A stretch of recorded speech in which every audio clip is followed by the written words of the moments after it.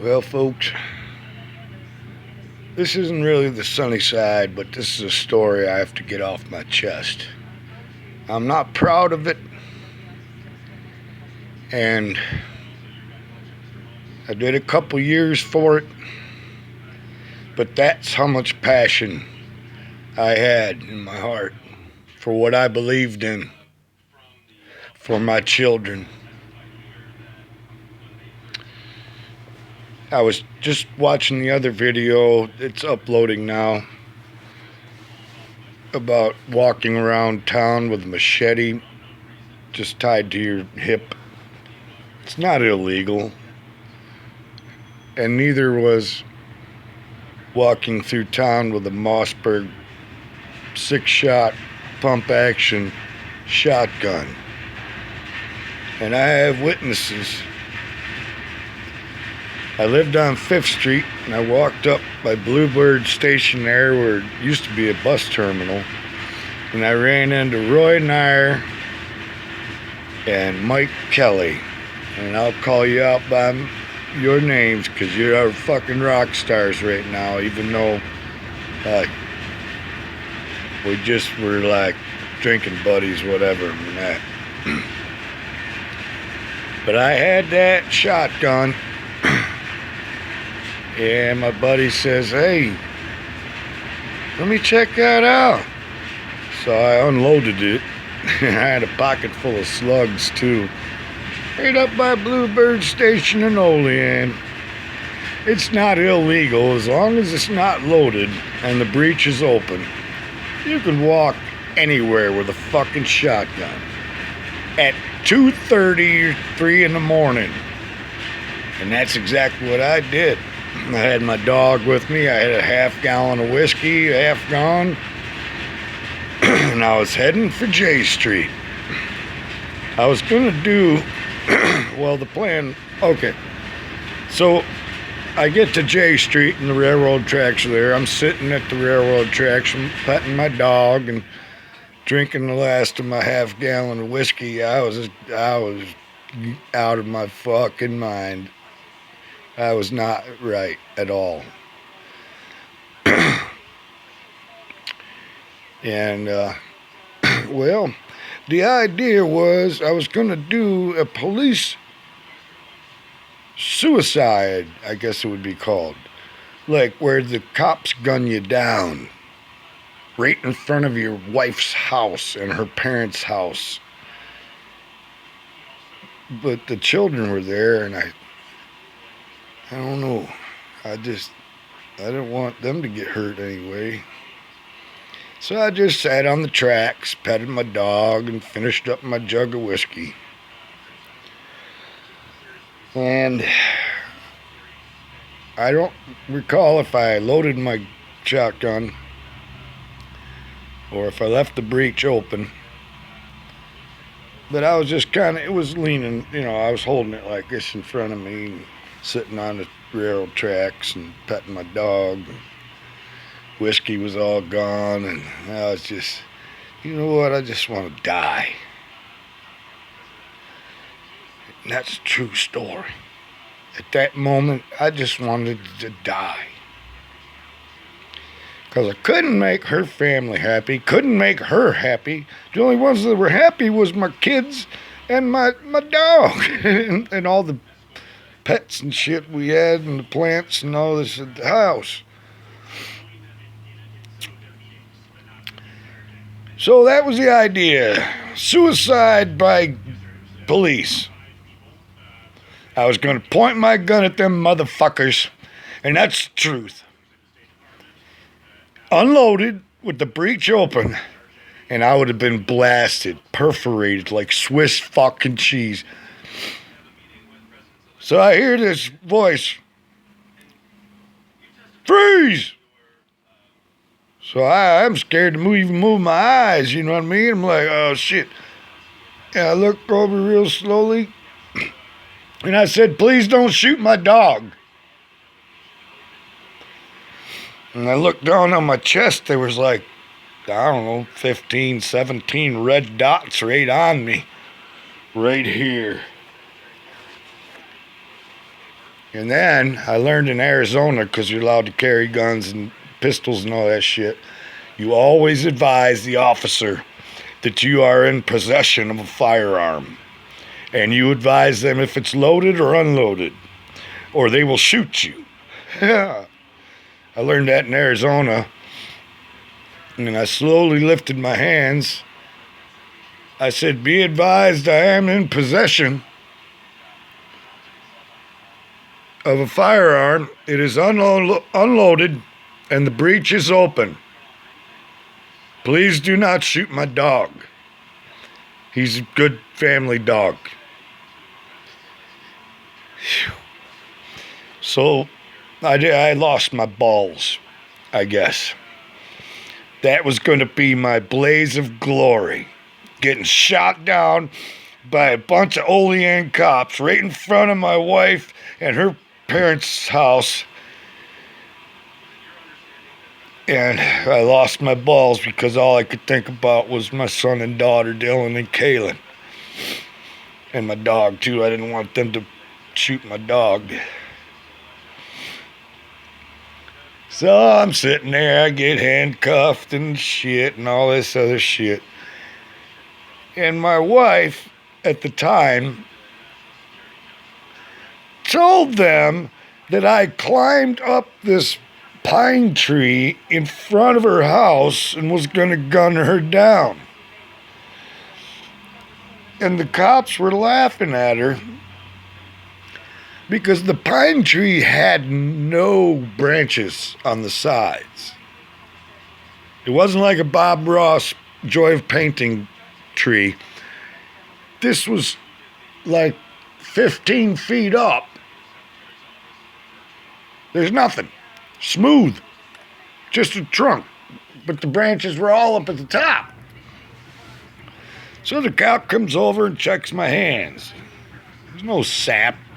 There was a sappy pine tree. But I still got 2 years for that. That was the first time she ever wore a pretty dress, when she showed up at court to fuck me right up the fucking keister.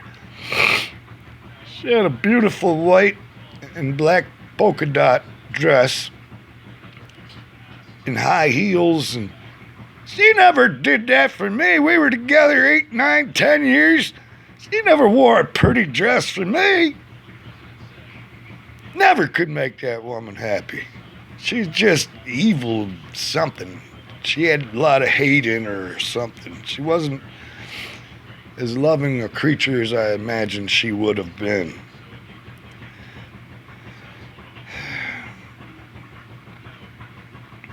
An old black man in jail, in Little Valley Jail.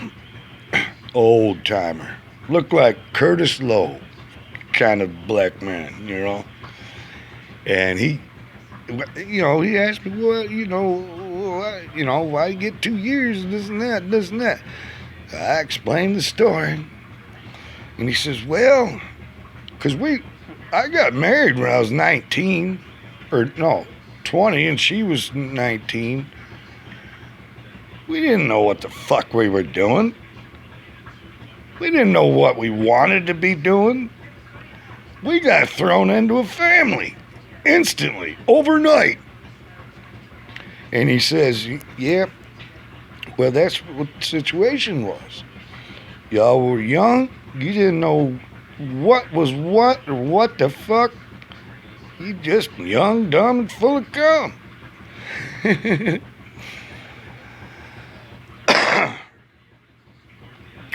But I remember I had Melinda out in Arizona, and we went to the down by the Colorado River in Yuma, Arizona, and we had some chili at the soup house. And I had my motorcycle, and we had a little fire, and a couple of the hobos, or whatever you call them, transients, gypsies, whatever, they were sitting with us. And I had a couple 40s and stuff, and she started crying.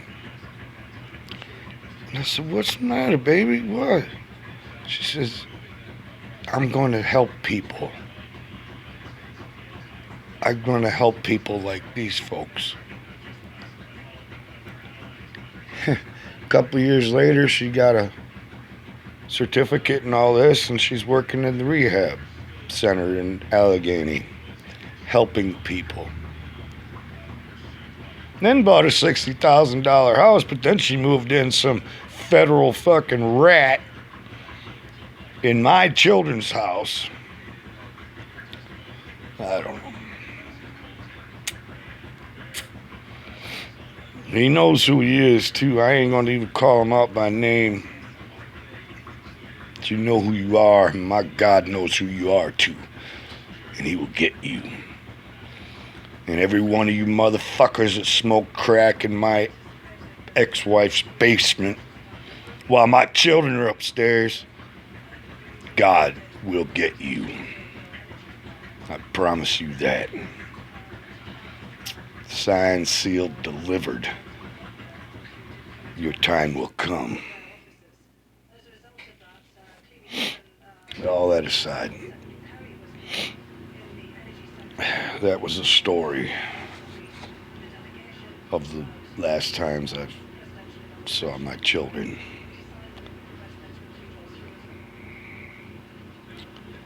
I just had to get that off my chest because it's been working on me. Especially when the holidays come. Christmas, Thanksgiving, and all this. Just another day living the dream above ground. Sometimes not happy about it. Happy some days. Sometimes not happy about anything at all. And those days are the ones I don't want to. So I just sit and pet the cat type days.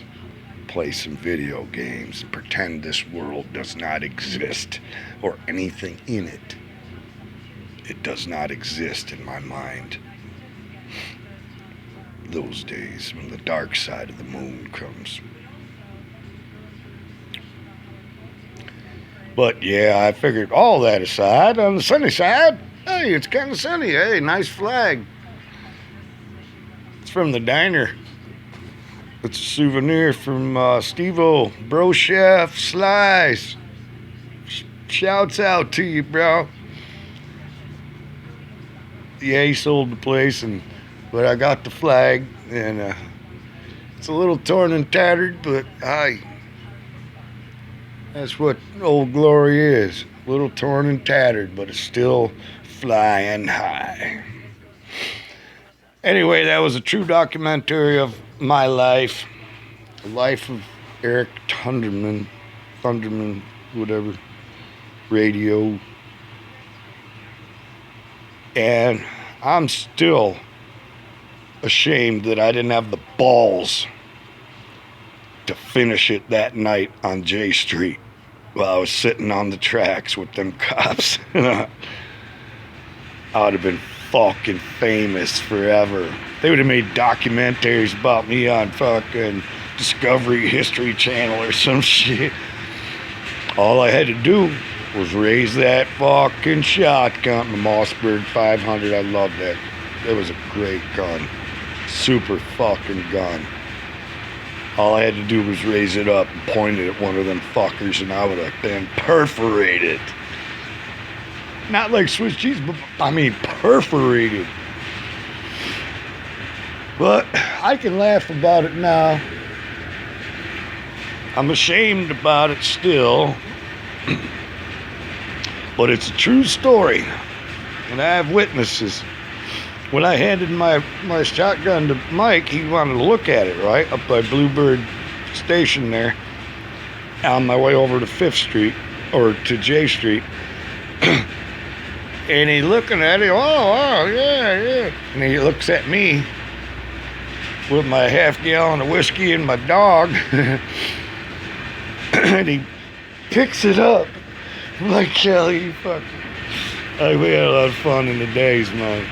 He picks it up and wraps his t-shirt around it and wipes his fingerprints off and hands it back to me with the t-shirt. He says, oh, He said, I said, man, I wouldn't do that to you, bro. My principle will be on this gun when it gets to firing. But all that aside, I miss the old days sometimes. Sometimes I don't. Sometimes I will, and sometimes I won't. Well, I guess the washing machine is still working. That's a good thing. The dryer shit the bed. I don't know what the fuck, man.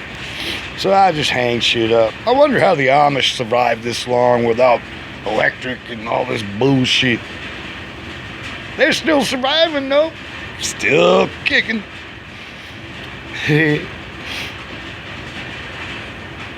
I wish it would stop though. It's kind of